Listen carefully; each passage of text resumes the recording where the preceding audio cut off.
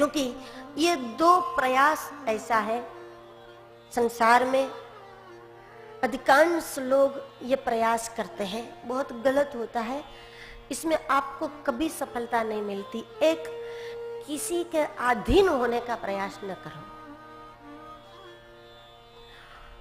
किसी व्यक्ति के अधीन न हो जाओ, किसी वस्तु के अधीन न हो जाओ, किसी भी सुख के अधीन न हो जाओ। आपको मिल गया है तो विवेक से उसका उपयोग करो, लेकिन उसके बिना अब क्या करेंगे ये न करो। किसी व्यक्ति, किसी वस्तु के प्रति अधीनता आपकी दुर्गति कर देती है। आप अधीन नहीं हो सकोगे, लेकिन दुर्गति अवश्य हो जाए। किसी के अधीन नहीं होना चाहिए कभी। और दूसरा, किसी को अधीन करने का प्रयास न करो।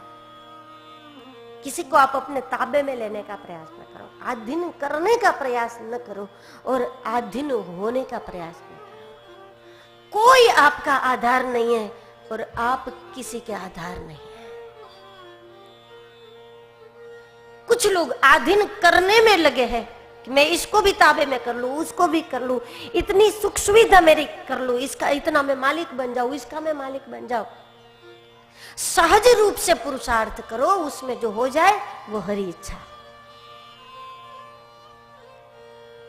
संसार सुख भोगना बुरा नहीं है, संसार की सुख सुविधा का उपयोग बुरा नहीं है, संकल्प पूर्वक न करो, उसका संकल्प न करो। हम इतना प्राप्त करके रहेंगे, हम इतनी जमीन अपनी करके रहेंगे, हम इतने लोगों को अपना करके रहेंगे, हम इतना जो है सुख अपने ताबे में करके रहेंगे। संकल्प न करो। संकल्प पूर्वक जिस वस्तु को आप हासिल भी कर लोगे, हासिल नहीं करोगे तो आप हिंसक बन जाओगे। ईश्वर के अलावा किसी भी चीज को हासिल करने का जो आपका संकल्प है वो पूरा नहीं होगा तो आप हिंसक बन जाओगे। और यदि पूरा हो गया तो आप ये मानोगे कि मैंने ये अपने ताबे में कर लिया, ये मेरे अधीन हो गया। लेकिन वो अधीन हो नहीं सकता, वो आपको अभिमानी बना देगा। हासिल हो गया उतना सुख, उतने लोग, तो अभिमानी हो जाओगे, और नहीं हुआ तो हिंसक हो जाओगे। साहजिक रूप से प्रयास करो। ईश्वर ने आपको जिस जिम्मेदारियों के बीच में रखा है उसमें करो पुरुषार्थ, आपका कर्तव्य समझकर, लेकिन संकल्प पूर्वक न लगो। किसी भी वस्तु, किसी भी व्यक्ति, किसी भी सुख, किसी सुविधा को अधीन करने का प्रयास बेकार है और किसी के अधीन होने का प्रयास भी बेकार है। अधीन करने की चीज भी एक ईश्वर ही है और अधीन होने की चीज भी एक ईश्वर है। परमात्मा के अधीन यदि आप हो गए तो वो इतना मजबूत आधार है कि वो हिलेगा नहीं, वरना जोर की हवा चलेगी तो पत्थर भी हिल जाता है। तूफान यदि चलेगा तो पहाड़ को भी हिला देगा। किसी भी तूफान में भी न हिलने वाला कोई आधार आप पकड़ लो ताकि आप निर्भीक हो जाओ। और ऐसा मूल आधार, दुनिया की कोई हवा, दुनिया का पानी, दुनिया का कोई समुद्र उसको हिला ना सके, ऐसा आधार परमात्मा है। और उस आधार को आप पकड़ लो तो फिर कभी पछताना नहीं, वरना पछताना पड़ेगा आप किसी को आधार समझ।